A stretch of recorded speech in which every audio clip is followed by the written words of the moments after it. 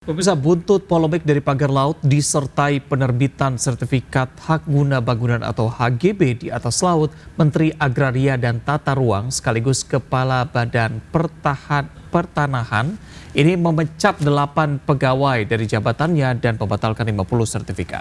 Pemecatan dilakukan karena dianggap tidak hati-hati dalam penerbitan sertifikat yang ternyata objek berada di atas laut dan sudah tidak ada bidang tanahnya. Berikut penelusuran tim redaksi RCTI.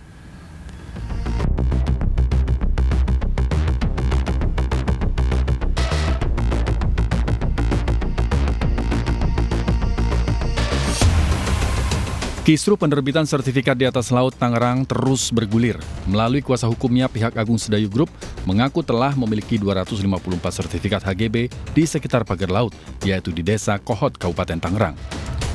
Menurut Muanas Alaidit, pada 2023 Agung Sedayu melalui anak perusahaannya PT Intan Agung dan PT Cahaya Inti Sentosa membeli sertifikat hak milik tersebut dari warga yang kemudian diubah menjadi HGB dengan mengikuti peta tata ruang.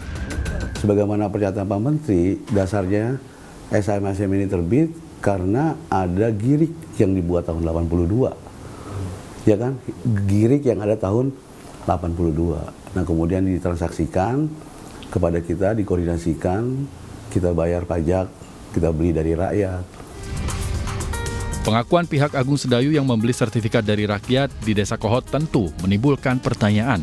Mengapa mereka nekat membeli sertifikat yang fakta di lapangan tidak lagi berbentuk daratan?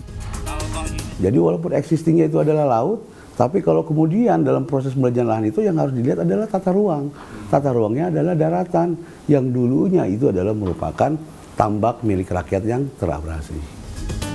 Dalam penerbitan sertifikat, peran Kepala Desa Kohot Arsin bin Arsip turut menjadi sorotan. Arsin dianggap berperan dalam pembuatan sertifikat hak guna bangunan milik Agung Sedayu Group yang muncul di atas permukaan laut. Pemirsa, banyak sekali informasi yang simpang siur terkait isu pagar laut di Tangerang. Di antaranya adalah bagaimana bisa sertifikat terbit di atas permukaan laut. Selain itu, apakah benar dahulunya permukaan laut tersebut adalah tanah atau tambak yang terabrasi? Kami akan mencari informasi lebih dalam untuk mengetahuinya. Ikuti informasi bersama saya.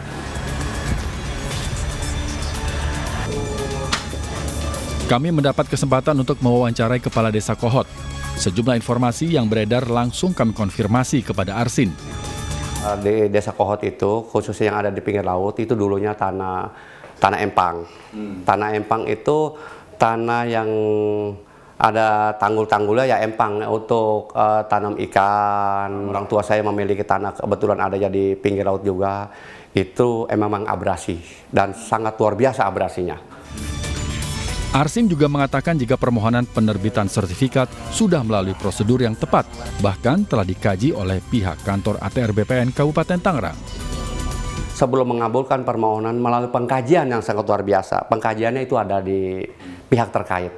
Saya hanya kepala desa hanya mengajukan permohonan. Ya kesananya ya urusan itu tadi ya urusan instansi terkait. Ya. Untuk memastikan benarkah ada tanah yang terabrasi di Desa Kohot, kami langsung mendatangi lokasi tepi pantai Kampung Alar yang berbatasan langsung dengan proyek PIK 2. Sayangnya, beberapa nelayan tak berani memberikan keterangan karena khawatir terjadi intimidasi dari orang yang tak dikenal. Dari Kabupaten Tangerang, Banten, Tim Liputan RCTI melaporkan. Pemirsa, perdebatan benarkan sertifikat hak guna bangunan yang terbit di atas laut sebelumnya merupakan daratan harus terus dicari kebenarannya. Sementara itu kepada awak media, Kementerian ATR BPN telah memberikan sanksi kepada 8 pegawainya karena terlibat penerbitan sertifikat laut. Keberadaan pagar laut cukup mengganggu aktivitas nelayan. Penerbitan sertifikat hak guna bangunan atau SHGB membuat sebagian nelayan sangat berhati-hati memberikan keterangan kepada awak media. Tapi emang dulu ini daratan Pak ya? Masih kelihatan ya? Iya daratan, itu kan daratan kelihatan. Cuman emang daratannya nggak sampai sejauh sana ya? Enggak nyampe ke situ-situ enggak. Hingga akhirnya kami bertemu dengan Patek, seorang nelayan Kampung Alar yang sudah sejak kecil menjadi nelayan. Nah Pak, saya dapat informasi. Benar nggak sih dulu di sini itu daratan berupa empang-empang? Kalau daratan, setahu saya ya, saya dari kecil dari sini ya, paling 200 lah. Paling jauh itu 200 meter. Oke, 200 meter. Iya, dari bibir pantai. Benar, itu dulu daratan. Daratan, karena abrasi. Abrasi, jadi kemudian ada air lautnya. Air lautnya. Tapi sampai ke pagar laut itu daratan, benar nggak? Bohong itu, Pak.